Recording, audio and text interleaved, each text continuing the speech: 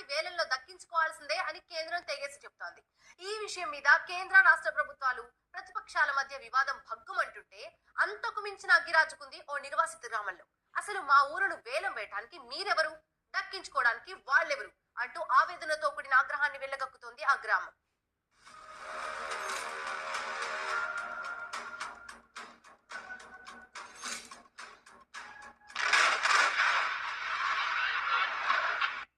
మంచిర్యాల జిల్లా సింగరేణి ఖిల్లా నెన్నెల మండలం జెండా వెంకటాపూర్ గ్రామ పంచాయతీ పరిధిలో ఉన్న శ్రావణపల్లి అనే గ్రామం కేంద్ర ప్రభుత్వాన్ని ఢీకొడుతోంది. దీనికి కారణం గ్రామంలో ఓపెన్ కాస్ట్ బొగ్గుగని రాబోతోంది. దీనికోసం కేంద్ర ప్రభుత్వం గ్రీన్ సిగ్నల్ ఇస్తూ బ్లాక్ వేలానికి దరఖాస్తులు ఆహ్వానించింది కూడా. అయితే ఈ ఓసీని తమకే అప్పగించాలని 5 ఏళ్లుగా ఉద్యమం చేస్తోంది సింగరేణి.